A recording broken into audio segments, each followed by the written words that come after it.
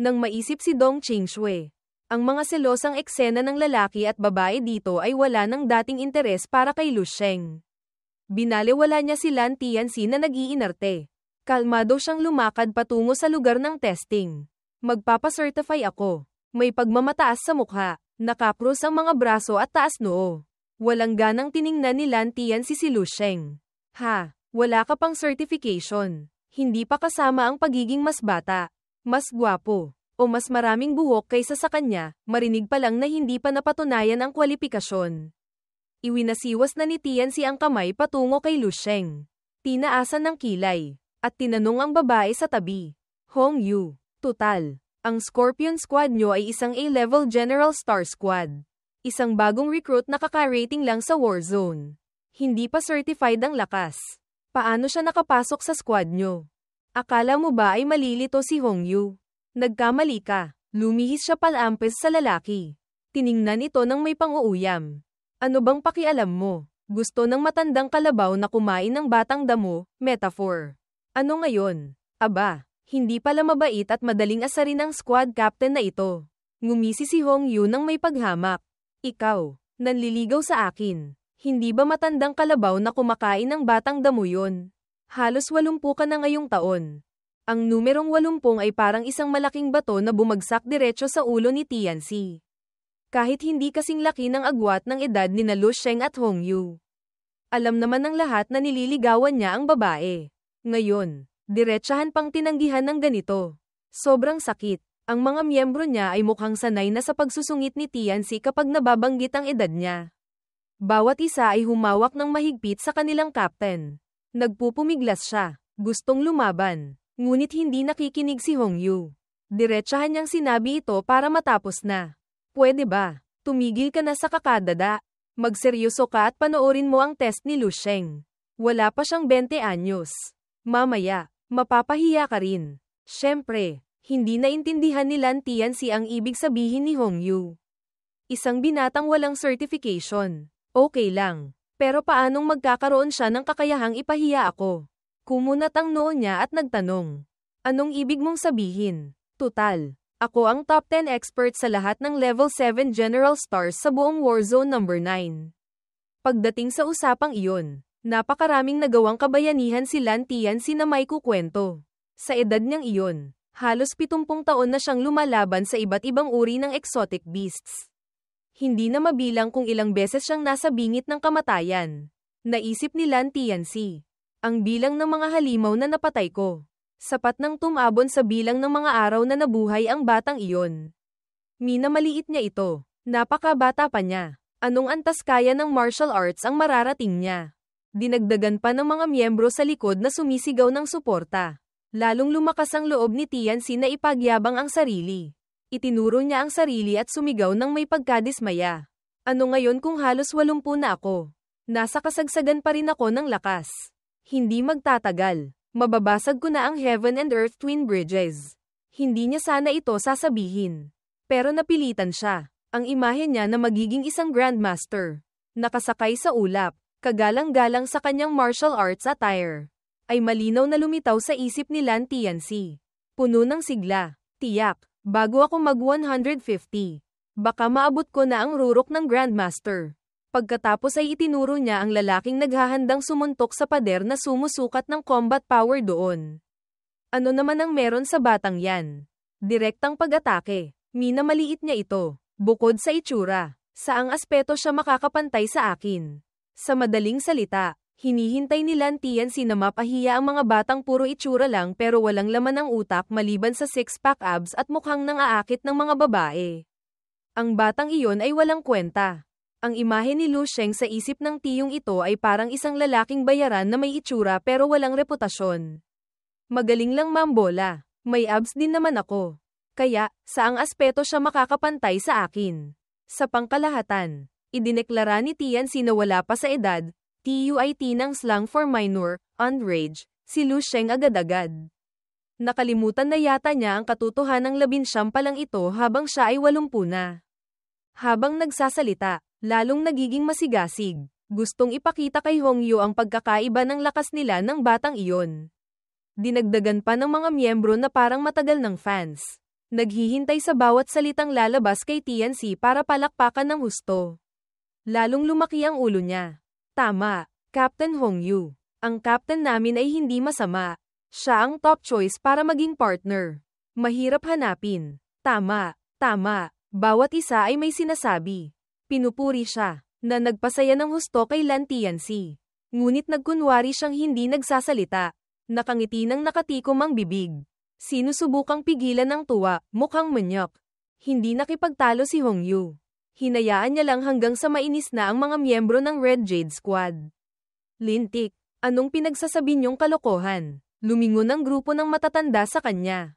Puno ng pagtataka na may halong pang-aalaw. Ang pag-iisip ng 80 anyos na kumpleto Reikidos ay malalim nang nakatanim sa kanilang mga isip. Ngayon, anumang pagtutol ay pagdadahilan na lang. Ngumisi ang lalaking may tato sa ulo. Captain Lan, paano kung hindi lang siya mas gwapo sa iyo? Mas bata sa iyo, kundi mas malakas pa sa iyo ng husto. Sa tiyak na itsura ng lalaking may tato, biglang kinabahan si Tianxi. Ngunit hindi niya inamin. Mabilis niyang hinimas-himas ang ulo sa pagkainis. Anong sinasabi mo? Yang bata na yan, mas malakas kaysa sa akin. At mas malakas pa ng husto. Hindi ka pa ba gising? Nagkakamali ka ba ng sinasabi? Bigla, isang malakas na pagsabog kasabay ng nakakasilaw na liwanag ang sumabog sa harap ng lahat ng tao sa loob ng combat power testing room. Lahat ay nayanig sa silid. Nagulat, at mabilis na tinakpan ang mga mata bilang natural na reaksyon.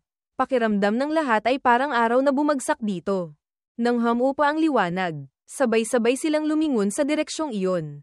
Na may bihirang kasabikan. Ano yon? Ngunit nang mapagtanto nila kung ano iyon, pare-pareho ang ekspresyon ng lahat, gulat at hindi makapaniwala. Pati si Lan Tianxi ay napahaba ang mukha. Akala niya tumatanda na talaga ang mga mata niya sa edad na 80. Paano ito nangyari? Tulad ng iba, malinaw niyang nakita, ang mga bato na ginagamit bilang panukat ng combat power ay mabilis na nilalamon ng apoy. Hindi lang 2 o 3 bato sa ilalim tulad ng kay Lan Tianxi. Kapag nagsimula ng masunog ang mga batong ito, parang panggatong sila, mabilis na kumalat ang apoy. At hindi nagtagal, natupok na nito ang kalahati ng mga bato sa haligi. Iniurong ni Lu Sheng ang kamay. Tinitingnan ng mga markang krus na pumalit sa dating mga bato. Patunay na ang combat power sa mga puntong iyon ay tuluyan na niyang nasakop. Mabilis na tumaas ang combat power. Mula kalahati ng haligi, mabilis nitong sinakop hanggang sa pinakatuktok na bato. Ang buong haligi ay nalubog sa lakas na inilabas niya, sa isang suntok lang. Ang ginagawa na lang ni Lu Sheng ngayon ay maghintay, anong numero kaya? Anong numero? Bawat test ay nagbibigay kay Lu Sheng ng hindi maipaliwanag na pakiramdam. Patunay na ang matagal niyang pagsasanay ay may resulta. Isang napakabilog na numero ang lumabas sa combat power counter, 124.000.000. Bilog na bilog. Walang butal. Ang pinaka-nagulat ay ang staff na namamahala sa pagtatala ng combat power. Para siyang nakakita ng multo. Napaupo siya sa sahig. Pati ang clipboard ay nahulog sa lupa. Hindi siya makapaniwala sa nakikita ng kanyang mga mata. Ay 124 na milyong combat power points. May 12 bituin na umilo. Kung ikukumpara sa nagawa ni Lan Tianxi kanina, malinaw na nalampasan ni Lu Sheng ang mga nasa tuktok ng warzone dito. Kaya pala ang tiyong ito ay nagpakita ng excitement na may halong tuwa. Nasa harap niya ang isang peak grandmaster. Ang masaksihan ng ganito kalaking lakas ay isang karangalan para sa mga martial artists. Ngunit para kay Lan Tianxi, hindi ito naiiba sa isang direktang sampal sa mukha.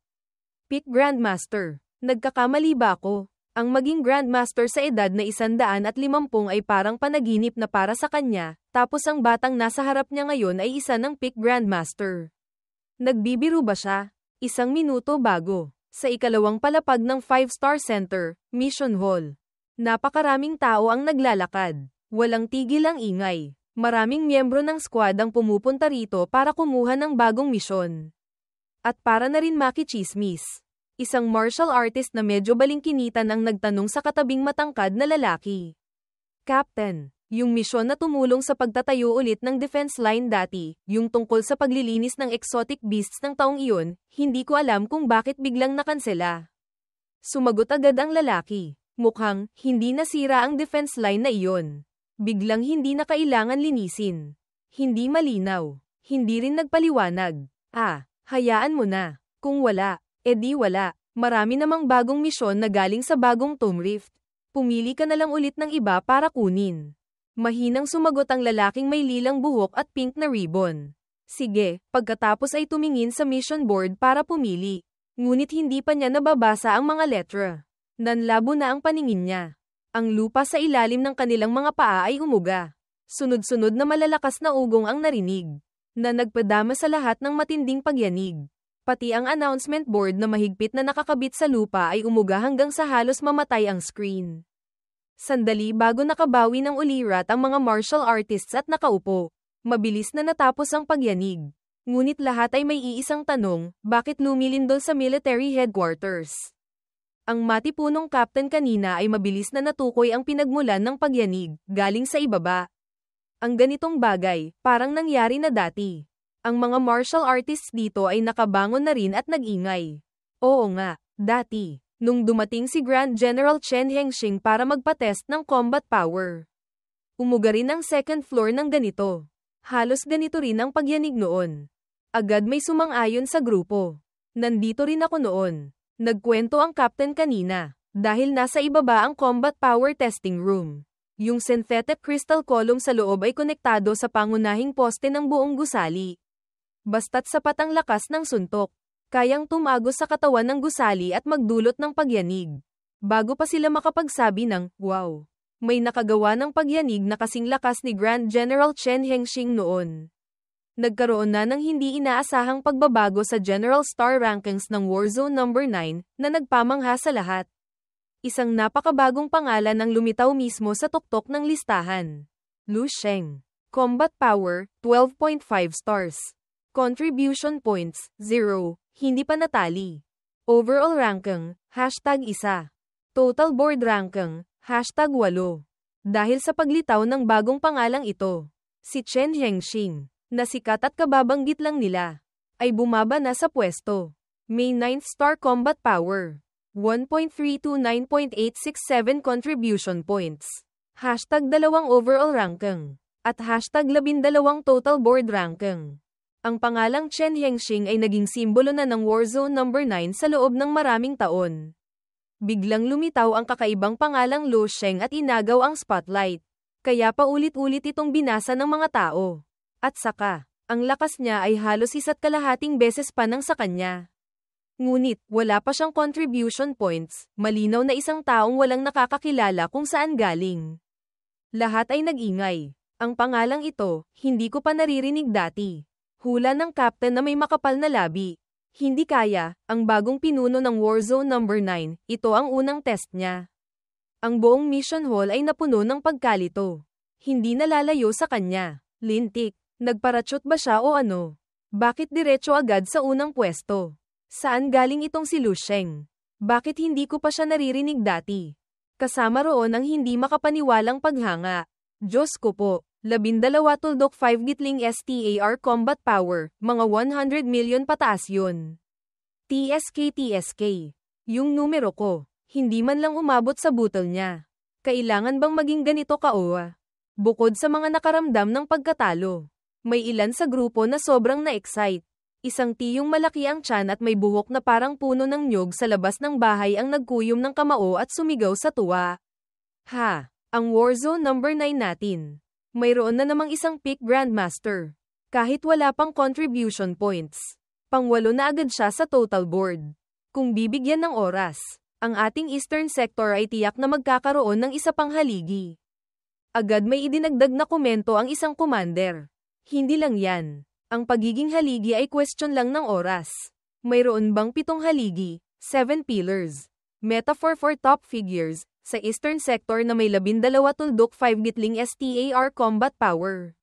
Sa tingin ko, pinakamataas na ang 11 stars. Siya ay pang-8 lang sa total board dahil wala pa siyang contribution points. Pagkasabi noon, ngumiti ng may pagmamalaki ang lalaki. Tayo, baka, magkaroon talaga tayo ng isang military department Marshal Saint. Kailangan mong malaman, napakabihira ng Marshal Saint sa military department. Ang Martial Saint ay may napakataas na reputasyon. Kapag narating mo na ang titulong iyon, igagalang ka sa lahat ng ginagawa mo. Hindi mo na kailangang manatili sa war zone at magpakahirap. Kaya, lahat sila ay sama-samang bumaba papunta sa combat power testing room para tingnan kung sino ang taong iyon. Bata, matanda, malaki, maliit, lahat tumakbo na parang manonood ng superhero. Tara, tingnan natin itong bagong numero 1. Habang ang buong mundo, ng Warzone, ay nagkakagulo papunta sa testing room para tingnan kung ano ang itsura ni Lu Sheng na nakasunog ng mahigit 12 bituin, ang binata ay malalim pa ring nakatingin sa kamao niyang nagpakawala ng lakas na lampas 100 million. Isang casual na Supreme Heaven Evil Suppression Palm, kataas-taasang palad na sumusupil sa langit at kasamaan, ganito na pala kalakas. Tama, dati, wala pa akong immortal cells. Pero kaya ko nang durugin ng isang Grandmaster gamit ang isang kamay. Kahit hindi tunay na Grandmaster si Tong Kuitong. Hindi naman siya sobrang hina. Naaalala ko, ang Martial Arts Association ay may pinakamababang standard para sa combat power ng isang Grandmaster, 2 million. Ngunit ito ay parang threshold lang na 1 million combat power para sa isang Grandmaster, level 7. Teka, ang 124 million combat power points na iyon, hindi ba't napakalayo ng agwat sa 2 million na iyon? Biglang ngumiti ang labi ni Lu Sheng. Ang pinakamahinang Grandmaster ay may combat power na higit sa 20 million, isang casual na atake ko lang. Tataas na agad sa 40 million, sapat na para duminahin sila. Nang mapagtanto niyang nalampasan na niya talaga ang mga iginagalang sa mundong ito. Hindi mapigilan ni Lu Sheng na makaramdam ng tuwa sa kanyang puso. Ang level 8 realm na ito, napakalalim ng tubig. Ang malalim na pag-iisip ng binata sa harap niya ay nagpang-inig sa tiyong tagasuri na parang dahon. Matagal na rin siyang nakatayo doon pero hindi niya alam ang sasabihin. Sige na nga, yumuko na lang muna siya ng 90 degrees nang may paggalang at sumigaw. Sir, kailangan niyo pa po bang mag-test ulit? Iwinagayway ni Lu Sheng ang kamay at sumagot. Hindi na kailangan. Akma na siyang aalis. Bago umalis, hindi niya nakalimutang sabihin sa lalaki. Hindi pa ako nakakapagpahinga ng maayos kamakailan. Hanggang dito lang ang kaya ko. Sinasabi lang ni Lu Sheng ang totoo. Ilang araw siyang lumaban sa battlefield bago pumunta rito para magpa-test agad. Ngunit sa pandinig ng staff, nagulat ito. Lintik, hindi pa pala ito ang sukdulen. Napakagaling. Yumuko siya nang may paggalang sa likuran ni Lu Sheng at malakas na sumigaw. Opo, sir. Pakihinti lang po sandali. Agad ko pong i-enter ang inyong impormasyon. Ang mga impormasyong iyon, hindi gaanong pinansin ni Lu Sheng. Dumiretso siya kay Hong Yu. Na tulad ng iba, ay tulala pa rin. Nang makalapit siya sa kanya, bumalik na sa normal ang pandinig ng babaeng captain na ito. Nasa harap niya ang banayad at gwapong mukha ni Lu Sheng. Na marahang nagtatanong, ano pa ang susunod? Isang simpleng tanong lang iyon. Pero pakiramdam ni Hong Yu ay parang hanging tagsibol na may dalang bango ng bulaklak ang dumaan sa kanya. Ang puso niyang 60 anyos ay kumabog ng malakas sa kanyang dibdib. Wala siyang ibang marinig kundi ang malakas na, thump thump thump. Pati ang pangalan ni Lu Sheng ay nakalimutan niya. Bumubulong lang ng 100 million combat power sa isip niya. Iyon pa lang. Sapat na para gawing napakagwapo ang binata sa harap niya. Normal nang ang kapansin-pansin ang itsura niya. Ngayon, mas kaakit-akit pa si Lu Sheng sa kanyang mga mata. Ngunit hindi alam ni Lu Sheng ang mga iniisip na iyon. Mabilis niyang iwinagayway ang kamay sa harap ni Hong Yu. Tinatawag siya pabalik sa realidad. Nagitle siya. Napagtantong nawala siya sa sarili. Ngunit ang pakiramdam kanina ay napakalakas. Itinaas ni Hong Yu ang kamay sa bibig. Nagkunwaring umuubo-ubo. Yumuko para itago ang malakas na tibok ng puso na parang gustong ipagsigawan sa buong mundo ang paghanga niya kay Lu Sheng. Nang tumingala siya, kumikinang pa rin ang kanyang mga mata. Namumula ang pisngi. Mukhang kakaibang kaakit-akit. Lord, hindi pa po tapos ma-update ang contribution points, pansamantala po, wala na pong ibang gagawin. Pwede na po kayong pumili ng bahay na gusto nyo. Kabaligtaran ng mainit na damdamin ni Hong Yu ay isang tuyong, thud. Ang dalawang tuhod ni Lan Tianxi ay malakas na tumama sa lupa. Ang kanyang nasa katanghaliang gulang na mukha, na may 80 anyos na kaluluwa, ay namutla na ngayon. Nagulat si Lu Sheng na lumingon. Hindi niya maintindihan kung bakit lumuluhod sa kanya ang tao. Isang casual na suntok lang. Tinawag na siyang Lord. Si Lan Tianxi. Hindi lang basta tumawag ng Lord, kundi inuntog pa ang ulo sa lupa ng may paggalang. Isang malinaw na bang ang narinig. Lord, Lord, nagkamali po ako ng sinabi kanina. Sana po huwag niyong dibdibin. Sunod-sunod na yumuko si Lan Tianxi ng may katapatan. Walang tigil sa paghingi ng tawad. Kung nagalit si Lu Sheng sa mga sinabi niya kanina, baka buhatin siya nito sa leeg na parang manok at bigyan ng 2 sampal. Baka ma-log out, mapatalsik, mapatay, na siya agad. Bukod pa riyan, si Lan Tianxi ay matagal ng veterano sa labanan. Alam na alam niya kung anong mga benepisyo ang natatanggap ng mga talentadong tulad ni Lu Sheng. Kaya mas mabuti nang yumuko muna siya para makasiguro. Kung ang captain ang nagbigay ng halimbawa, syempre hindi naiiba ang mga miyembro.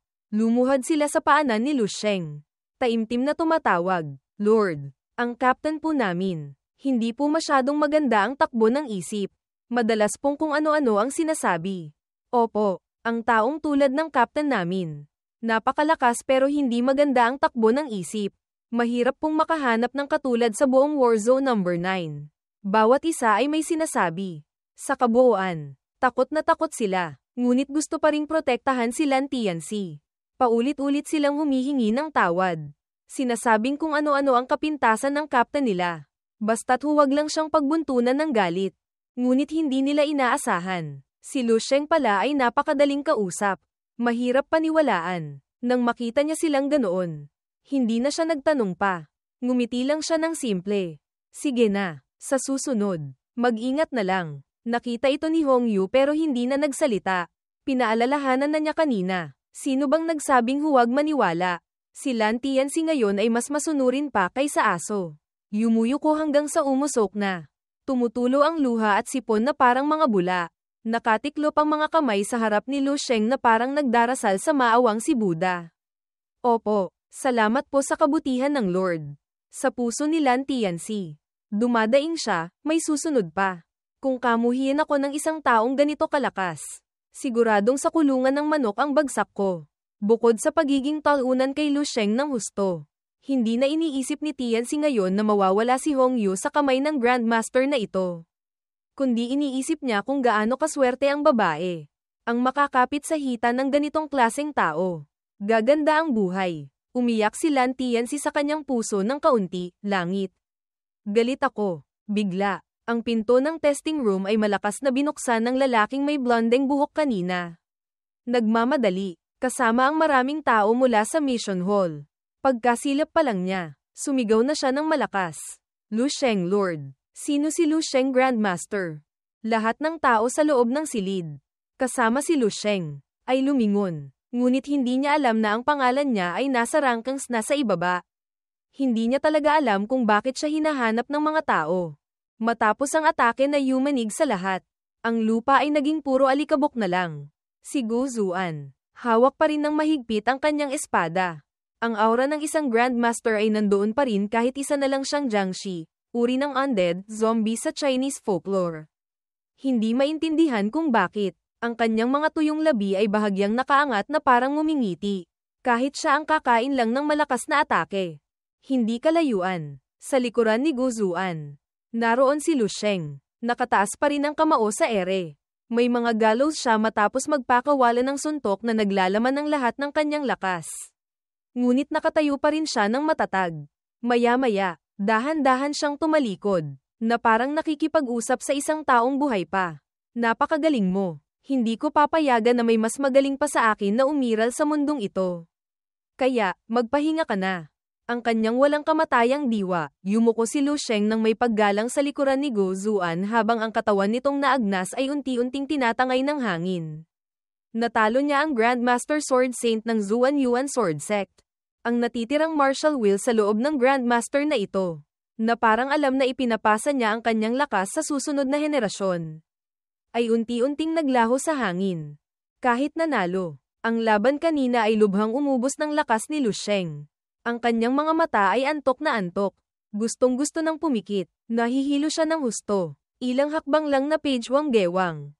Bumagsak na ang binata sa lupa. Masyadong mapanganib ang labang ito. Minamaliit ko ang pagiging takot ng isang martial saint level na Jiangshi. Mukhang may inihahandang napakatinding teknik si Gu Zuan. Ngunit, kumikilos lang naman siya base sa instinkto. Walang anumang kakayahang mag-isip. Kung hindi, ako na sana ang namatay. Hindi pa nawalan ng malay si Lu Sheng. Pagod lang talaga siya ng husto. Tumingin siya sa Jiangshi na hindi kalayuan sa kanya. Na unti-unting naglalaho. Nag-isip siya. Gayunpaman, ang Shattering the Void, pagsira sa kawalan, ay talagang lumakas ng husto. Ang bilang ng mga ilusyong katawan na nilikha niya para umatake ay umabot na sa mahigit 200, doble kumpara dati. Siyempre, ang teknik na ito ay magagamit lang sa loob ng Dreamscape. Sa labas, wala namang karapat-dapat para gamitan ko nito. Kapag ginamit ko na talaga ang teknik na ito sa harap ng lahat, ang mga kamay na ito ay mababahir ng dugo ng Martial Saint, katulad ng nangyayari sa loob ng Dreamscape na ito. Ang Martial Saint ay bumagsak na. Nag-iwan kay Lu Sheng ng asensya ng martial arts ng isang buong buhay. Pinilit niyang tanggapin ang mga alaala at pasanin ni Gu Zuan. Mula roon, lalo siyang lumakas. Ngunit sa totoong mundo, ang natanggap lang niya ay ang reputasyon ng pagpatay sa isang martial saint sa isipan ng Jiangshi na ito. Bigla, ipinakita kay Lu Sheng ang isang araw mula sa nakaraan. Kulog na dumadagundong sa kulay abong kalangitan. Bumubuhos ang ulan na parang ibinubuhos. Ang ulan ay tumatama sa metal na hawakan ng isang malawak na lupain, hindi parang pampublikong parke. Bumagsak ito sa isang batang nakaupo sa isang sulok. Yakap ang sarili. Naglatag siya ng ilang malalaking papel. Mag-isang nakaupo sa ilalim ng tulay o kung saan para sumilong sa ulan. Nanginginig siya sa lamig. Ang lamig. Bigla, bumalik ang kanyang kuya na may masayang mukha. Bumalik na ako. Tingnan mo. May hawak siya. Pagkalapit sa kapatid, agad niyang ipinakita ito isang lalagyan na mukhang mamahalin at matibay ang pagkakagawa. Tingnan mo kung ano ito. Para sa iyo. Iniangat ng bata ang ulo. Ito ba ay nutrient solution? Saan mo nakuha? Kada rating lang ng truck ng basura kanina. Hinalungkat ko sandali bago ko nakuha. Dapat 2 tubo ito. Sayang. Ninakaw ng mga lintik na taga Little Knife Gang yung isa. Maaga o huli. Papagsalitain ko sila. Hawak ito sa kamay. Tinawag ng kapatid ang kuya. Kuya, hati tayo. Huwag ka nang makipag-away sa kanila. Hinaplos ng kuya ang ulo ng kapatid ng may pagmamahal. Xiao Zuan, huwag kang mag-alala. Maaga o huli. Dadalhin kita sa base. Masyadong mapanganib dito. Nangako siya noon na dadalhin siya para mag-aral ng martial arts para maging mas mahusay kaysa iba. Dahil sa sinabi niyang iyon, naging bangungot si Kuya Gu Zuan sa mga gangster sa kanilang lugar. Kahit may mga tato sila at miyembro ng gang, natatakot sila sa isang batang hindi kailanman natitinag. Baliw. Baliw talaga ang batang ito. Tara na. Huwag tayong makipag-away sa isang taong walang pakialam sa buhay niya. Hawak pa ng kuya ang isang malaking kutsilyo. Bata pa lang, may dugo ng walang takot sa katawan. Si Kuya Gu Zuan, dahil sa pangako sa kapatid, ay laging nasa estado ng pagiging walang takot. Bata pa lang, may mahaba ng peklat sa mata. Sa tuwing umiiyak si Gu Zuan, hindi siya umiiyak ng malakas para patahanan siya ng kuya. Okay lang ako, huwag kang umiyak, Xiao Zuan. Nakikita mo, kailangan mong maging sapat na malupit para mabuhay. Magkayakap ang magkapatid. Narinig ni Gu Zuan ang malinaw na paalala ng kuya mula sa itaas ng kanyang ulo. Tandaan mo, sa hinaharap, kapag nag-aral ka ng martial arts, dapat kang mag-specialize sa uri na pumapatay ng tao. Sa paligid ng magkapatid, halos 10 bata na mas malaki kaysa sa kanila ang nakahandusay sa dugo. Mag-isang tinapos ni Kuya Gu Zuan silang lahat para protektahan ang kapatid. Masyadong matindi ang laban kaya malubha siyang nasugatan. Si Gu Zuan, bata pa, ay niyakap lang ng mahigpit ang kuya. Humahagulgol. Kuya, huwag kang mamatay. Naaalala ko na. Sakto sa oras na iyon. Bigla, may boses ng matanda mula sa likuran. Ang tatag ng buhay niyong magkapatid. Nakaligtas pa rin kayo. Ang taong iyon ay naglalabas ng protective chi na pumapalibot sa katawan niya. Ngunit sa mata ng 2 bata noon, ang pakiramdam lang nila ay napakamakapangyarihan ng taong iyon. Ang sinaunang kasuotan sa katawan nito ay nagpapakitang napakalakas niya. Tinatawag niya silang dalawa. Mula ngayon, sumama kayo sa akin. Mabilis na lumipas ang oras sa isipan ni Lu Sheng. Isang iglap lang. May boses ng matandang babae na umiiyak at sumisigaw hanggang sa pumiyok. Gumagapang siya sa lupa. Mahina. Sinusubukang itulak ang paa ng lalaki na nakatapak sa isang larawan ng batang nakangiti. Ang lugar ay puno ng amoy ng dugo. Tanging ang boses niya ang maririnig. Nagmamakaawa. Huwag mo akong patayin. May anak pa akong babae, 5 taong gulang pa lang siya ngayong taon. Ang matalas na mga mata ay parang huminto ng ilang segundo. Nag-aalinlangan. Hindi alam kung ano ang iniisip. Maya-maya, inalis ng lalaki ang paa sa larawan, walang emosyong sinabi. Umalis ka na. Salamat. Siguradong mabuti kang tao, may kapalaran ka.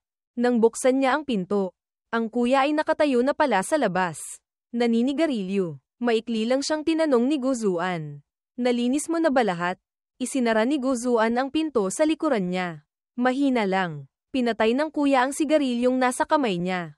Bigla siyang nagkwento. Lahat ng mga taong ito ay mga erehe ng Apocalypse Cult. Bawat isa sa kanila ay nawalan na ng pagkatao. Hindi karapat-dapat kahabagan. Muli ang sinabi niya noon.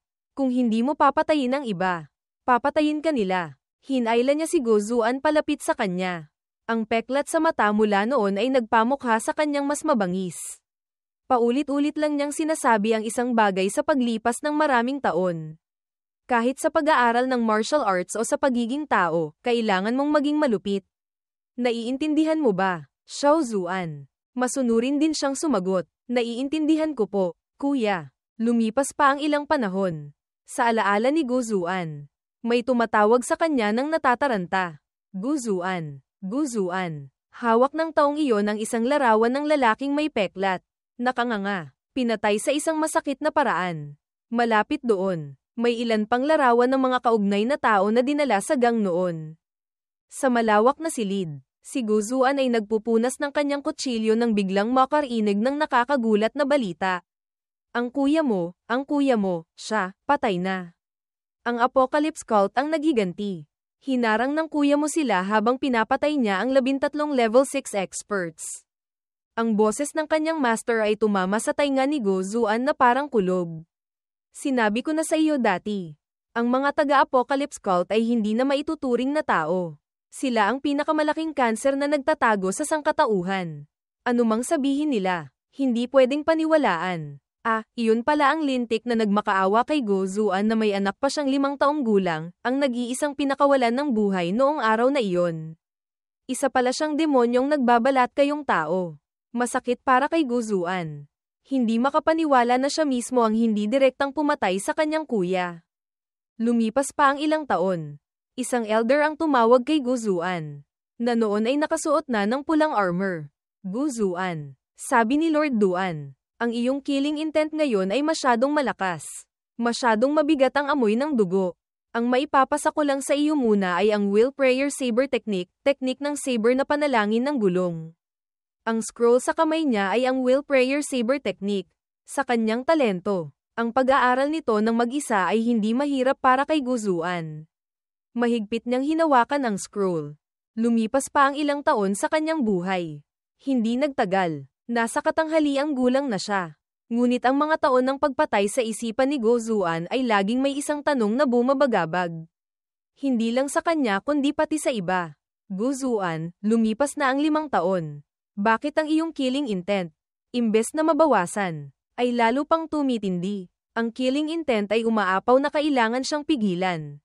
Nabuhay pa si Guzuan ng 10 taon. Puno pa rin ng dugo ang bawat hiwa ng kanyang espada.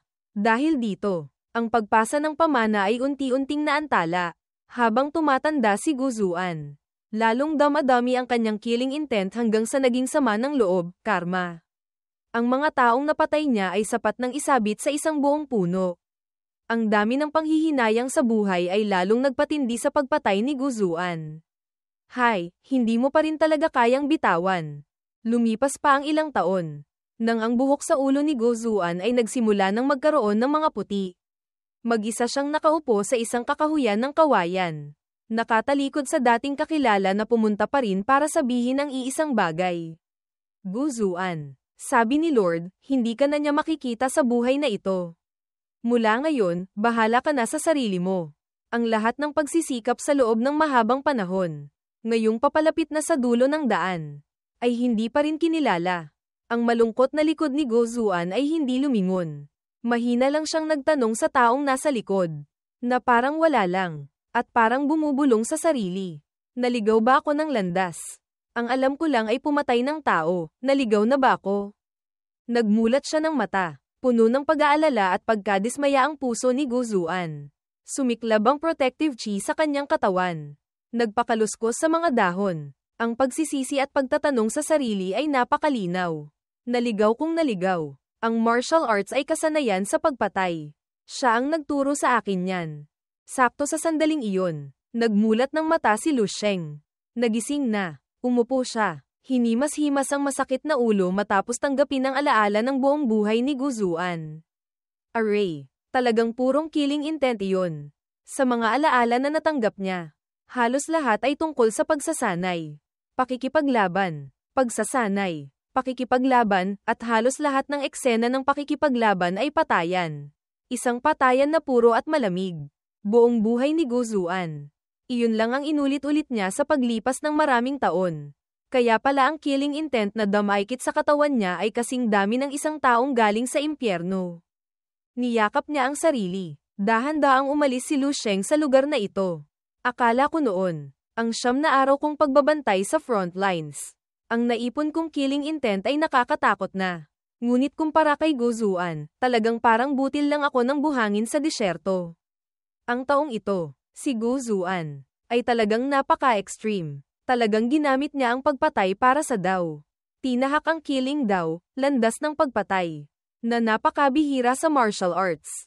Ang bilang ng mga taong pinatay niya ay mas marami pa kaysa sa bilang ng mga taong nakilala ko.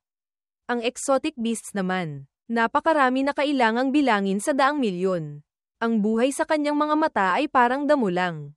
Ngunit, kahit napakalaki ng killing karma niya, hindi siya nalunod sa magulo at marahas na kamalayan. Hindi siya naging isang killing machine. Nakakamangha, ang killing Dao ay isa sa mga pinaka-extreme na combat powers ng martial arts. Si Go Zuan pala ay isang henyo na walang nakakaalam kung gaano kitakat ang kanyang rurok na lakas. Lumapit siya at tiningnan ang armor na walang laman na dahil ang tao sa loob ay naglaho na.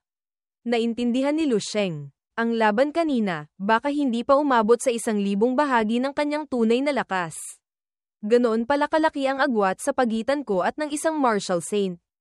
Kumunat ng husto ang kanyang mga kilay nang itanggi ni Lu Sheng sa sarili.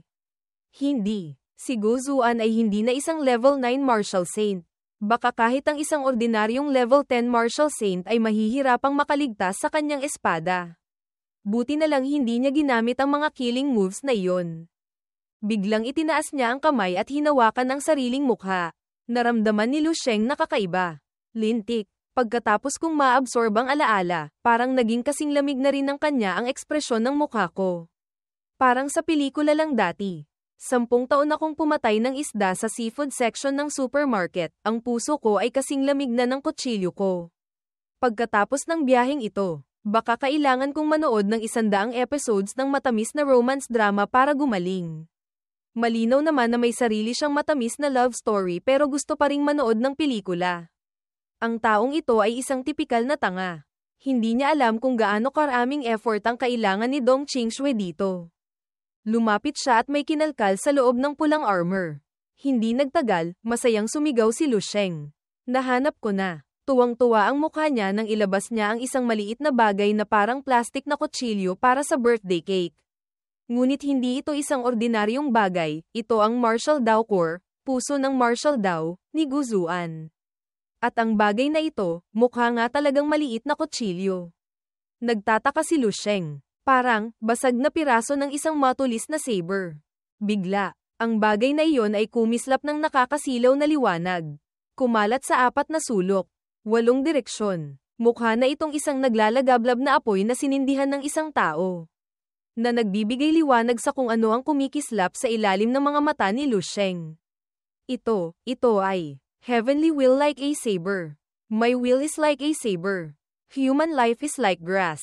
Kalooban ng langit na parang saber. Ang kalooban ko ay parang saber. Ang buhay ng tao ay parang damo. Malinaw na ang kamay ni Gozuan ay marahang dumadaan sa mga uhay ng palay sa ilalim ng papalubog na araw. Mag-isang nakatayo sa ilalim ng dapit hapon na kasing pula ng dugo. Ang dugong iyon ay lalong nagpamukhang malungkot kay Gozuan. Ipinatong niya ang kamay sa hawakan ng espada na kasama niya sa loob ng maraming taon. Malakas siyang humiwa ng isang beses. Pinutol lahat ng mga uhay na marahan niyang dinaanan kanina. Sa harap ng mga mata ni Lu Sheng. Para niyang personal na nasaksihan ang lahat. Ang isang hiwang ito, ang pangalan ay I kill, ako ay pumapatay, pagpatay ko. Pagkatapos ng mga alaala ni Gozuan, bumalik siya sa battlefield na puno ng alikabok. Mag-isa lang si Lu Sheng dito. Nagpapahinga sandali matapos matanto ang sarili niyang martial path. Naalala niya ang lakas ng Sword Saint ng Zuan Yuan Sword Sect. Natulala si Lu Sheng habang tinitingnan ang punto ng pagtatagpo ng kanyang martial will. Kumislap ito na parang isang bituin. At hindi niya maiwasang mamangha.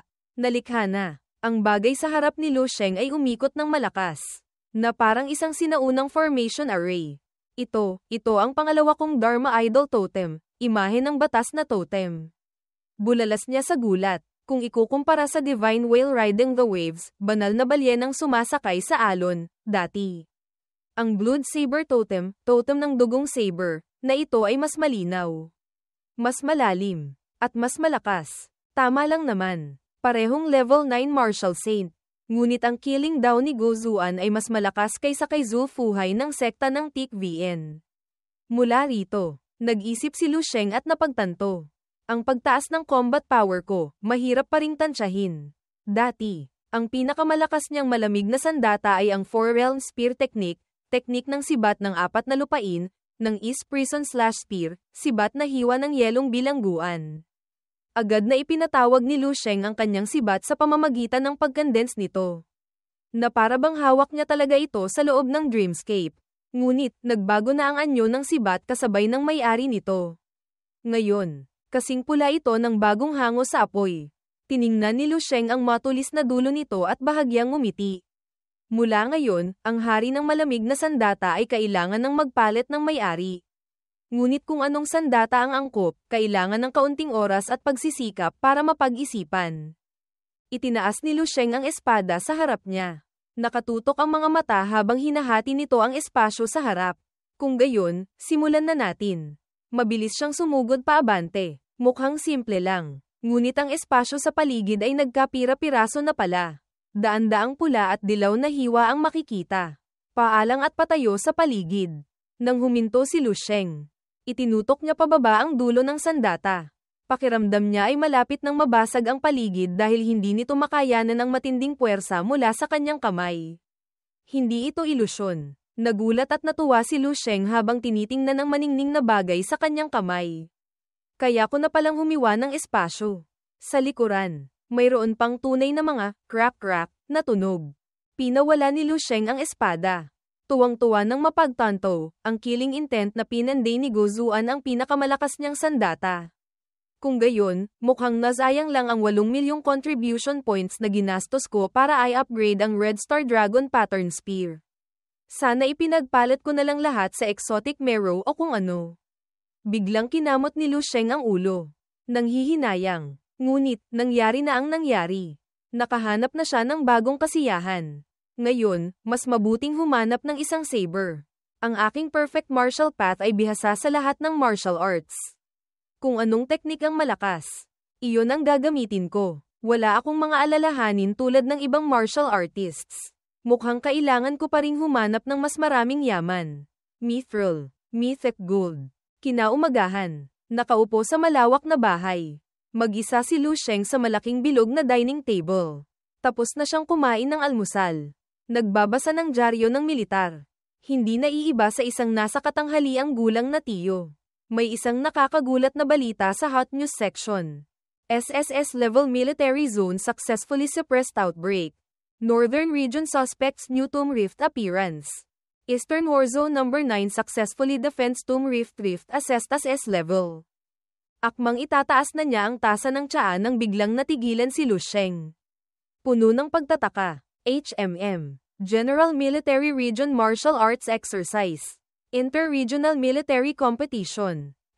Kaya pala, magsasagawa muna ng exercises sa bawat war zone. Pagkatapos ay isasagawa ang Grand Competition ng General Military Region. May kompetisyon para sa lahat ng tatlong antas ng General Stars, Level 7. Level 8, bilang paghahanda sa General Military Region Martial Arts Exercise. Ang mga malalaking war zones ay paspusang naghahanda. Isang pulang linya ng teksto sa gitna ng screen ang napakakapansin-pansin, paghahanda para sa General Military Region Martial Arts Exercise. Ang mga malalaking war zones ay paspusang naghahanda. Mag-register na. Ang mananalo ng unang pwesto sa Grand Competition ay magiging kandidato para sa bagong posisyon ng Grand General. Mula nang manirahan dito, napakapamilyar na ni Lu Sheng sa kasalukuyang posisyon niya. Alam niyang ang buong Eastern War Zone ay may 4 na Grand Generals lang. Ang buong Longguo ay wala pang 30 Grand Generals. Talagang maituturing itong isang malaking kaganapan. Interesado rin siya, ngunit hindi gaanong kalaki. Nag-scroll pababa si Lu Sheng at nakakita ng isang bagay na mas nakaagaw ng kanyang pansin. Isa na namang headline na mukhang kabang-abang, General Military Region Martial Arts Exercise, Spotlight on Prominent Figures with Potential to Become New Grand General Candidates. Nangunguna sa listahan ng isang napakapamilyar na anyo, kalmado, walang iba kundi si Lu Sheng. Sa ibaba, mayroon pang description, may malakas siyang potensyal. Maaaring maging pinakamalakas na kandidato sa darating na martial arts exercise. May pag-asang makapasok sa top 20 sa exercise na ito. Nag-scroll siya sandali, napabulalas. 12 tuldok 5 gitling STAR combat power pero may pag-asa lang makapasok sa top 20. Mukhang napakaraming mataas na antas na Grandmaster expert sa militar. Ang nangunguna sa General Star Rankings ay tinatawag na Eastern Emperor, Emperador ng Silangan. Umaabot sa 27 stars ang combat power. Ang mga Grand General level figures ay tinatayang may combat power na higit sa 30 stars. Ang Marshal, mas malakas pa. Kung ganoon ang kalkulasyon, talagang napakaraming eksperto sa militar. Kaya pala ang kanilang obsesyon sa mga malalakas at sa level 9 saints ay napakalalim. Ang magkaroon ng ganito karaming top-level martial artists pero hindi makalikha ng isang level 9, mahirap talagang tanggapin para sa kahit sino. Sa pag-iisip nito, ang pagsubok ni Tan Zhongyu sa kanya ay makatwiran din. Ang talentong ipinakita niya sa martial arts meet dati ay nagpa-interes lang sa kanya. Kung makuha ko ang unang pwesto sa General Military Region Martial Arts Exercise na ito, magugulat kaya si Tan Zhongyu. Haha. Nakakatuwa ng isipin pa lang. May isa na namang nakakagulat na balita. Nanlaki ang mga mata ni Lu Sheng. Nakatitig doon. Ito ay isang balitang umagaw ng buong atensyon niya. Heretical cult attack in England. Entire town population sacrificed in blood ritual. Global shock. Terrorist organization originally active in southern continent, this force has infiltrated western continent in recent years. Took advantage of the martial arts exercise to launch a terrorist attack. Currently confirmed dead, 13.671. Severely injured, 126. Lightly injured, 325. Sa ibaba mismo ng mabigat na balitang iyon ay isang advertisement, recruiting level 5 dagdag martial artists. Food and accommodation included. Work location, Southwestern Continent area. Nagbasa si Lu Sheng at hindi mapigilan ang galit. Napadiin ang daliri niya sa screen. Nag-iwan ito ng mahabang lamat. Nagmura siya. Lintik na mga heretical cultists. Ang nilalaman ng balita ay napakarahas.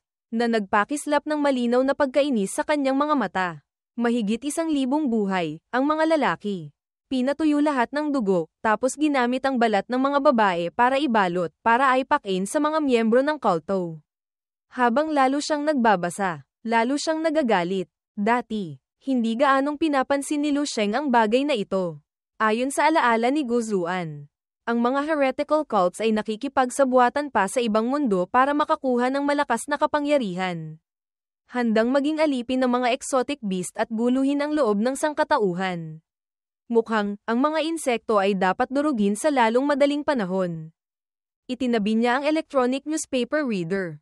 Nagdesisyon na siya. Pupunta ako sa kaloob-looban ng Tomb Rift para tingnan, humanap ng kaunting sikretong yaman, tapos kumita ng contribution points, maghanda ng kumpletong gamit, at pupuksain ko ang salot na iyon sa sangkatauhan. Ngunit, naisip niya, medyo mahirap kung mag-isa siyang pupunta doon para kumuha ng gamit. Kailangan niyang humanap ng mga kaibigan para tumulong. Itinaas niya ang telepono sa tenga. Tinawagan agad ang isang taong naisip niya. Wala naman siyang gaanong kaibigan, at ang nakatanggap ng tawag ay hindi makapaniwala na kasama pala siya sa listahan ng mga kaibigan niya. Bahagyang tumalon ang malaking dibdib ni Hongyu nang makita ang tumatawag na numero. Nagmamadali niyang inilapit ito sa tenga. Hindi nang ahas na maantala kahit isang segundo. Pagkatapos lang ng pangungusap sa kabilang linya, nagulat siyang nagtanong agad. Ano po, Lord? Gusto niyong pumasok sa malalim na bahagi ng Level 3 Tomb Rift? Oo, sagot ni Lu Sheng. Gusto ko sanang kayo ang maging guide. Tutal, bago lang ako rito. Hindi ko pa masyadong alam ang tungkol sa Tomb Rift. Ang mga makukuha nating gamit. Hahatian ko kayo. Narinig ng mga miyembro ng Blood Tiger Squad ang boses ng dakilang Lord sa kabilang linya. Agad silang lumapit para makinig. Magkita tayo mamayang gabi sa gate ng Mission Center. Ibababa ko na ito. Maikling sinabi ni Lu Sheng at nagpaalam na. Iyon lang, pero ang mga miyembro ng Blood Tiger Squad ay sobrang na-excite na. Wow! Ang galing! Isasama tayo ng isang mataas na antas na General Star para mag-raid ng tomb. Kahit sa panaginip, hindi ko inakalang mangyayari ito. Ang lalaking may tato ay kitang-kita ang excitement. Hindi niya inaasahan. Kakahakbang pa lang niya palabas ng pinto. May magandang bagay nang dumating. Kung malalaman ito ng ibang A-level squads, tiyak na may inggit sila ng husto. Ha ha ha. Habang masayang tumatawa, biglang pinutol ito ng seryosong mukha ni Hongyu. Kailangan niyang paalalahanan ang kanyang mga miyembro. Ang paghahati ay maliit na bagay lang. Ang mahalaga, ang pagbuo ng magandang relasyon kay Lord Lu ang susi. Agad sumang-ayon ang mga lalaki. Bawat isa ay tuwang-tuwa na parang Pasko. At napaka-supportive pa nila. Todo ang tulak sa love team. Captain, naiintindihan po namin. Kayo po ni Lord Lu ang magsasama sa isang kotse. Tinitiyak po naming hindi kami mang-iistorbo. Nahiya si Hongyu. Ngunit sinabi lang, huwag kayong magsalita ng kung ano-ano. Pero ang ekspresyon niya ay parang sinasabing, habang lalo kayong nagsasalita ng kalokohan. Lalo kung gusto. Ang buong squad ay masayang tumawa. Susubukan ni Hongyu na samantalahin ang pagkakataong ito para kay Lord Lu. Bawat isa ay may sinasabi. Nagkunwari pang mahinhin ang babaeng captain. Huwag kayong magsalita ng ganyan. Ngunit ang maikling kasiyahan ay hindi nagtagal. Ang resulta, bakit ang kakaiba? Hindi katulad ng inaasahan at pinapangarap ng lahat. Sa loob ng pickup truck, ang malaking lalaking may tato ang nagmamaneho. Si Hongyu ay nakaupo sa tabi na parang rebel tong bato. Ang dalawang Diyos sa likod ay hindi nang ahas magsalita. Isang nakakailang at nahihiyang katahimikan ang bumalat sa lahat. Si Hongyu, hindi na kailangang sabihin. Parang bato ni Mariang makiling. Tahimik at walang imik. Wala nang inaasahan pa. Isang itim na SUV na parang anino ng gabi ang dumaan hindi kalayuan. Isa lang ang sakay sa driver's seat. Isang sasakyan. Si Lu Sheng lang. Habang ang isa pang sasakyan ay may 4 na miyembro ng Blood Tiger Squad. Naalala ni Hongyu ang sinabi ni Lu Sheng ilang minuto lang ang nakalipas, at tumulo ang luha niya. Kamakailan lang ako natutong magmaneho. Gusto kong magpraktis ng mag-isa ng mas madalas. Magsama-sama na lang kayo sa isang kotse. Ha, umiyak na ang malakas na babae. Napakaganda ng pangarap, napakapangit ng realidad.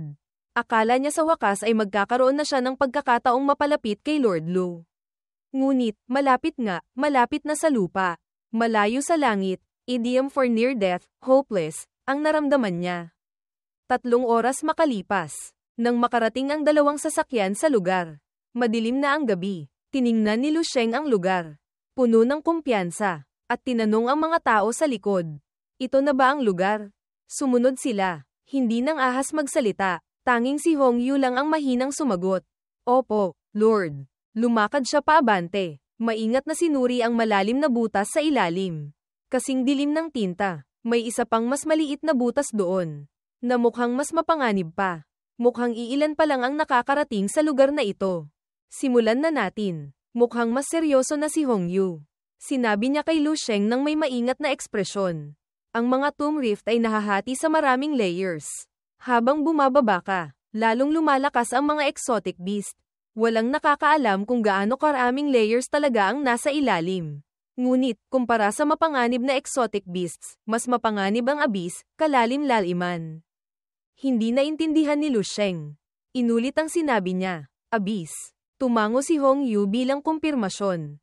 Tama po, ang abyss. Ang mga exotic beast ay nagmula sa ibang mundo. Siguro po alam nyo na ito. Ang abyss, iyon mismo ang ibang mundo. O maaaring sabihin na bahagi ito ng ibang mundo. Doon nanggagaling ang mga exotic beast. Ang abyss ay patuloy na naglalabas ng aura ng ibang mundo, na sa ating mundo ay nagiging isang uri ng kakaibang itim na hamog. Tumingin si Lu Sheng sa direksyong iyon at nagtanong. Ang itim na hamog na ito, kaya nitong pahinain ang lakas ng thermal weapons. Sirain ang electronic devices, at kahit nakainin ng ordinaryong tao at gawin silang mga mababangis na hayop. Tama ba? Sumagot ulit si Hongyu. Opo, tama po. Ngunit, sa mga ordinaryong tao lang po ito nakakaapekto. Para sa mga martial artists, hindi ito gaanong mahalaga. Kaya, sinusubukan naming iwasan ang abyss. Kahit makaharap namin ito, mabilis kaming umaatres, dahil ang mga exotic beast na lumalabas mula roon ay walang katapusan. Hindi na nagsalita pa si Lu Sheng. Ngunit ang ekspresyon sa kanyang mukha ay sobrang tensyonado. Katulad ng makapal na itim na hamog sa aking mga panaginip, dito pala iyon nanggagaling. Hindi alam ni Hongyu ang mga iniisip na iyon. Tiningnan lang siya at pinaalalahanan. Sir, handa na po ang lahat. Tara na po. Si Lu Sheng ay laging marunong gumawa ng sorpresa. Habang ang lahat ay papasok na. Bigla siyang tumawag. Sandali, may tanong ako. Sa likuran ni Hongyu ay ang boses ng binata na may halong ngiti at kumpiyansa. Ang kanyang mga mata ay kumikinang sa ambisyon nang magtanong siya. Kung gusto kong pumasok sa abyss, anong mangyayari? Mahiyaing nagsalita si Hongyu bilang kinatawan ng grupo. Lord, hindi po namin alam ang tungkol dyan. Mukhang naguguluhan silang lahat. Hindi malinaw kung ano ang tinutukoy ni Lu Sheng. Mababang nagtanong ulit siya. Hindi alam. Wala pa bang sumubok? Hindi naman po sa wala. Mahinang kwento ni Hongyu. Ang squad lang daw nila ang hindi pa sumusubok. Dati, may mga sumubok na. Marami pa nga. Ngunit, ang mga taong sumubok pumasok sa abyss ay lahat nawala. Kaya walang sagot sa tanong na iyon. Kasama na, pati ang mga martial saint level experts. Binanggit ito ni Hongyu na may halong takot at pag-aalala. Nang marinig ni Lu Sheng ang dalawang salitang, martial saint, kumunat ang kanyang noo at nagtanong ulit. Martial saint. Opo, nangyari po ito noong ika-200 taon ng martial era. Ang bawat sekta sa Four Kingdoms ay nagpadala ng isang martial saint. Magkakasamang pumasok sa isang abyss. Mula noon, wala nang balita sa kanila. Ito ay isang sikreto ng Longbow. Ang aral ay malinaw pa rin doon. Hindi pa man nakakapagpayo si Hongyu. Isang miyembro ng squad ang mabilis na nagsalita. Hindi naman po siguro kayo papasok sa abyss na iyon. Di ba? Sa kalagayan po natin, 10 buhay ay hindi sapat. Si Hongyu naman ay hindi nang ahas na diretsahang sabihin na gusto niyang pigilan siya. Pinaalalahanan lang niya si Lu Sheng. Itong 3A level Tomb Rift, basta't hindi tayo bababa ng sobra sa ika-30 layer. Halos wala namang malaking panganib. Ngunit, kailangan po talagang mag-ingat. Ang abyss na iyon ay hindi biro. Bihira mong makita ang takot sa magandang mukha niya ng ganito. Ang boses niya ay naging mahina na rin. Na parang personal niyang nakita ang mga nangyari doon. Walang pakialam na sumagot si Lu Sheng. Sige, alam ko na. Tara na. Pagkasabi nito, tumalon agad siya sa butas nang walang alinlangan. Nag-iwan ng isang guhit ng liwanag para tingnan ang Blood Tiger Squad. Nakatayo sila sa bunganga ng butas. Nakatingin sa kanya. Tulala. Bakit sabi niya alam na niya, pero tumalon pa rin siya doon? May sariling iniisip si Lu Sheng. Habang bumababa, kinakalkula niya sa isip. Pagkabalik niya, papasok siya sa dreamscape. Hahanapin ng mabuti ang impormasyon tungkol sa abyss. Kahit level 9 Martial Saint ay hindi nakabalik, paano naman ang level 10 o level 11 experts? Hindi ako naniniwala na sa 10,000 taon ng martial arts. Walang kahit isang peak level martial artist na sumubok gawin ang katulad na bagay. Tiyak na may malaking sikreto sa loob. Ang mga taga-Blood Tiger Squad pala ay sumunod din sa kanya ng malapitan. Talon dito, talon doon sa loob ng kuwebang bato. Maya-maya ay lumapag na rin sila malapit kay Lu Sheng. Kahit hindi nila alam kung gaano katapang ang lalaking ito. Para tuklasin ang 3A abyss na ito, mapipilitan silang sumama. Hindi na naghintay pa. Pagkalapag pa lang ni Lu Sheng, mabilis siyang sumugod paabante. Mabilis na pumasok sa kaloob-looban. Ang hangin ay humahagibis sa kanyang tainga. Ang pulang buhok ni Hong Yu ay mabilis na lumitaw sa tabi ni Lu Sheng. Tiningnan niya ang babae sa tabi niya. Sa daan, wala namang kahit ano, bukod sa abyss. Ano pa ang dapat bigyang pansin? Agad sumagot si Hong Yu. Kung mayroon pa. Siguro, yung mga martial arts fanatics sa loob ng Earth Cave. Pagkabanggit noon, huminto agad si Lu Sheng. Mukhang mahalagang impormasyon ito kaya kailangan niyang magtanong ulit. Nakatayo silang dalawa sa isang nakausling bato. Agad siyang nagkwento. Sila yung mga martial artists na hindi kabilang sa militar. Taon-taon silang nagtatago at nagsasanay sa malalim na tomb rifts. Marami sa kanila ay mula sa mga martial arts dojos, na ang layunin ay ang pag-abot sa sukdulan ng martial arts. Ang mga taong ito ay laging nabubuhay sa loob ng tomb rifts. Ang kanilang martial will at combat abilities, mas malakas pa kaysa sa mga general ng militar. Walang mahina sa kanila, dahil nagtatago rin sila sa tomb rifts para pumatay ng exotic beasts. Hindi sila masyadong pinapansin o pinamamahalaan ng militar. Parang grupo lang ng mga taong walang magawa, naisip ni Lu Sheng. Nagtatakang nagtanong siya, kung gayon, bakit kailangang mag-ingat sa kanila? Habang naglalakad kasama niya, nagpatuloy sa pagkukwento si Hong Yu. Ang pagsasanay nila ng martial arts ay umabot na sa punto ng pagiging demonyo. Basta't makaka-breakthrough sila sa sukdulan ng martial arts. Kahit ano gagawin nila, ang uminom ng maruming tubig, kumain ng hilaw na karne ng exotic beast, ayos pa yun. May ilan pa nga na kumakain ng kapwa-tao. Dahil naniniwala sila na ang pagkain ng malalakas ay makakapagpalakas din sa kanila. Dahil naapektuhan sila ng kapaligiran sa loob ng tomb rift na ito, hindi na sila tao. Bukod pa riyan, dahil sa pangangailangan ng mga supply, ang pagpatay at pagnanakaw ay pangkaraniwan na lang. Sa mata nila, ang buhay ng tao ay mas mababa pa kaysa sa ilang supot ng supply. Sumimangot agad si Lu Sheng. Kumakain ng kapwa-tao. Kung ikukumpara sa killing daw ni Go Zuan, ang mga taong ito ang tunay na heretical daw, masamang landas. Ang labas na bahagi ng tomb rift ay tulad nga ng sinabi ni Hong Yu. Wala talaga silang nakasalubong na kahit ano. Dumiretso lang sila papasok, palalim ng palalim. Pagkalipas ng isang oras, nang makarating sila sa ika-20 layer ng tomb rift, nakakita sila ng grupo ng mga patay na exotic beasts. Putol-putol ang katawan o pinukpok, nakatambak sa isa't isa. May mahinang amoy ng dugo sa hangin. Ngunit hindi marami. Hula ni Hong Yu. Sa wakas, nalinis na rin. Tiningnan ang bilog na butas na naglalabas ng puting liwanag sa dulo ng daan. Medyo nag-alinlangan ang Blood Tiger Squad. Tanging ang boses lang ni Hong Yu ang umalingaw-ngaw. Ito ang pasukan patungo sa mas malalim na bahagi ng tomb rift. Ang bunganga lang ng kuweba ang malinaw na makikita. Pagkapasok, mapupuno na ng itim na hamog. Magiging napakababa ng visibility. Mag-ingat ang lahat. Naunang humakbang si Lu Sheng. Kasama si Hong Yu na handa ng sumuong. Kahit may panganib sa harap, mukhang mas panatag siya kasama ang gwapong lalaki. At ang boses niya ay mukhang mapagkakatiwalaan din. Okay lang. Isa akong spiritual master. Damaykit lang kayo sa akin. Huminga siya ng malalim. Naramdaman niya na sa espasyo. May mga bagay na nahahawakan na unti-unting pumapasok sa kanyang katawan. Bigla, ang hangin sa paligid ni Lu Sheng ay umugang ng malakas. Ang hangin ay humihip, gumalaw sa hangin, na nagpagulat sa Blood Tiger Squad. Malinaw din nilang nakita ang mga guhit ng itim na usok na may halong lila. Mukhang madilim, na dumidikit sa katawan ni Lu Sheng. Mas mahalaga, may ginagawa siya na nagpapabuo sa mga guhit ng enerhiyang iyon sa isang malinaw na anyo. Sir, anong ginagawa nyo? Ibinuka ni Lu Sheng ang mga braso. Bahagyang nakapikit na parang nagme-meditate. Hindi pa rin niya iminumulat ang mga mata. Ngunit malinaw na narinig ang sagot niya.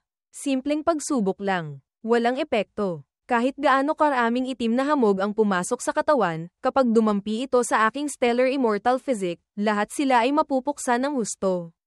Ang katawan na ito ay napakalakas. Talagang hindi nito pinapayagan ng anumang yiduan, heresy, kakaiba, na umiral. Hindi makayanan ng grupong iyon ang ganito karaming itim na hamog. Kung basta na lang silang papasok, baka mabaliw sila. Kaya pinagsama-sama ito ni Lu Sheng sa isang siksik na itim na masa para tapusin ng isang beses. Ang buhawi na iyon ay umuugong ng malakas. Medyo matatagalan bago matapos. Sa harap ng bunganga ng kuweba, may gumalaw na. Sumigaw si Hongyu. Hindi maganda. May exotic beast na sumusugod habang nakatalikod tayo. Lord, ingat. Napakakakaiba. Walang ginawa si Lu Sheng sa kanila. Simpleng pumasok lang siya sa loob. Sa paligid niya, may isang malawak na dilaw na harang na nakapalibot. Nang dumampi ang dalawang mabangis na exotic beast dito, isang kakaibang liwanag ang kumislap. Hindi man lang siya gumamit ng daliri. Dumiretso lang siya papasok na parang walang pakialam. Mula sa likuran, nakita ni Hongyu na sumabog ang tiyan ng dalawang hayop at namatay. Tumalsik ang dugo kung saan-saan. Kahit hindi kumilos si Lu Sheng, hindi siya makapaniwala. Ano? Ang level 5 Black Moon Scythe Demon na ito, hindi man lang makalapit. Ito ba ang lakas ng isang 12 Star Grand General? Sumingit agad ang isang kasama. Hindi lang yan. Ganyang kalakas na spiritual power at cultivation, huwag mong kalimutan. Noong oras na iyon, si Lord ay nasa kalagayan na kalahating buwan nang hindi nagpapahinga. Malubha ang pagkaubos ng blood chi nang kumuha siya ng test. Ang mga tao ay dahan-daang sumunod sa likuran ni Lu Sheng papasok. Puno ng hindi mapigil ang pagkamangha. Hindi ko talaga alam kung paano nagsasanay si Lord Lu. Kung ikukumpara sa kanya, palagi kong nararamdaman na isa lang akong walang kwenta. Sa simula, akala nila ang pagsama kay Lord Lu ay para kumita ng contribution points, ngayon. Mukhang hindi na nila kailangan pang kumilos. Nakakrus ang mga braso. Tinapos niya ang usapan para sa grupo. Isipin na lang natin na namamasyal tayo sa Tomb Rift kasama si Lord Lu. Hindi ito isang karangalan na nakukuha ng kahit sino. Pagkasabi pa lang nito, ang lupa sa harap ay umugang ng malakas. Sumabog ang usok sa makakapal na kumpol. Ang alikabok ay sobrang kapal na hindi na makita ang anumang nasa likod. Ang anyo ni Lu Sheng ay biglang nawala sa kanilang paningin. Nagulat silang lahat ng mapagtanto, mula roon. Kumalat pa ang makapal na hamog. May isang taong sadyang nanggugulo. Hula ng lalaking may tato. Sa ilalim ng lupa, may isa pa. Si Hongyu ay tumawag lang papasok doon. Lord, mabilis na tumakbo ang grupo papasok doon, sandali lang. Nawala na rin sila sa loob ng hamog na iyon. Okay lang po ba kayo? Lord, mula sa loob, narinig ang napakakalmadong boses ni Lu Sheng. Na casual na hinihimas ang kanyang pulso. Sumasagot sa lahat, okay lang ako. Nakatayo siya sa ibabaw ng isang bagay na kulay berde. Lumingon pababa sa mga tao. Kanina, sinusubukan ko lang tapusin ang exotic beast nang hindi gumagamit ng sandata. Kolektahin niyo ang marrow at iba pang magagamit na bagay. Tapos tuloy na tayo. Nasa ilalim pala ng paa niya ang isang malaking mabangis na hayop. Nanlaki ang mga mata ni Hongyu. Tinitingnan ang eksena sa harap niya nang hindi makapaniwala. Ang pagpatay ni Lord Lu ng level 7 exotic beast sa isang iglap ay hindi nakakaiba, pero hindi gumamit ng sandata. Ganyang kaperpektong hiwa, paano niya nagawa? Huwag mong sabihin, ginamit niya ang kanyang mga kamay para hatiin sa dalawa ang katawan ng mabangis na hayop. Ang piraso ng karne na ito ay mas mataas pa kaysa sa kanya. Wala pang sagot, biglang may whoosh-whoosh na umalingaw sa loob ng kuweba. Sa pagitan ng lupa at mga bangkay ng exotic beast na nakakalat, may ilang anino na parang tao. Medyo marami sila, ngunit hindi nila kayang takutin si Lu Sheng. Simpleng lumingon lang siya sa direksyong iyon. Natuklasan niyang may dumating kaya pinaalalahanan niya ang mga kasama. Sandali, may darating. Tumingin si Hongyu. Hindi pa niya makita ang itsura. Malabo pa lang na alam niyang may tao, hindi na niya maitago ang pagkalito. Dito. Bakit may tao? Hindi kaya. Isang mabigat na pakiramdam ang bumalot sa Blood Tiger Squad. Hinigpitan ni Hongyu ang hawak sa dalawang espada sa likod niya. Kitang-kita ang tensyon sa mukha ng lahat. Buong squad ay alerto, handang lumaban. Nang lumapit ang mga yapak na iyon, mga combat boots lang ang nakita nila. Pare-pareho lahat, sa ilalim ng simpleng pantalon. Nagulat si Hongyu. Malinaw na kilala niya ang mga taong nasa harap niya kaya siya natigilan ng ganito. Ito ang Red Spiral Combat Star Squad. 5 tao ang lumabas mula roon. Lahat mukhang sugatan. May tuyong dugo sa katawan. Puting benda na nakabalot sa maraming lugar. At marami pang sugat sa katawan. Kitang-kita ang pag-ika nila sa paglalakad. Inaalalayan nila ang isa't isa habang mabagal na lumalabas. Hindi malinaw kung may nawala ba sa kanila. Ngunit, sa lugar na tulad nito, ang makakita ng kakilala, natuwa si Hongyu. Kumaway siya. Ang bibig ay may malapad ng ngiti na parang bulaklak. Tinawag, Team Leader Yewu. Sa ilalim ng hood ay isang lalaking may kaunting balbas. Ang damit niya ay punit-punit. Katulad ng mga kasama. Lumabas siya sa liwanag. Itinaas ang kamay at hinayla pababa ang hood. Nanlaki ang mga mata niya habang tinitingnan ng kamakaway sa kanya. Hongyu. Ngunit walang sino man sa kanila ang kasing saya niya. Bawat isa sa kanila ay humanap ng sulok at umupo. Tanging si Yewu lang ang patuloy na nakipag-usap sa kanya. Kahit kitang-kita ang pagod. Gaano na kayo katagal dito? Bakit ganyan ang itsura nyo? Bamantong hininga siya. Ngunit may bakas ng pagkadismaya at hindi pagtanggap sa kanyang mukha. Hay, huwag mo nang banggitin pa. Halos 1 buwan na kami rito. Muntik nang may mawala sa amin, pero wala kaming nakuha kahit ano. Oo nga pala, anong layer ang pupuntahan nyo? Biglang tumayo si Yewo na may nagmamadaling ekspresyon. Na mabilis na napalitan ng galit. Nagngalit ang kanyang mga ngipin. Maririnig ang tunog sa pagitan ng mga ito. Makinig ka sa akin. Huwag na huwag kayong bababa sa ika-25 layer. Yung mga baliw na martial artists doon, tuluyan ng nabaliw. Ang eksena noon ay buhay na parang nangyayari mismo sa harap niya. Nanginginig na nagkwento si Yewo. Walang tigil nilang tinutugis ang mga general stars ng ating war zone. May 2 squads na ang tuluyang nawalan ng contact. Pagkatanggap ko ng balita, agad akong tumakas. Habang nagsasalita si Yewo. Ginamit niya ang kaliwang kamay para hilahin ang balabal at takpan ang kanang kamay. Kung hindi, baka namatay na rin ako doon. Nang buksan niya ang balabal, parehong nagulat sina Hongyu at Lu Sheng. Halos mapabulalas dahil sa kalupitan nito. Mga marka ng kagat na napakalalim na natanggal ang isang malaking piraso ng laman sa braso ni Yewu. Tumutulo ang dugo pababa sa lupa. Dahil masyadong malaki ang sugat. Walang epekto ang pagbibenda. Mukha itong inatake ng exotic beast.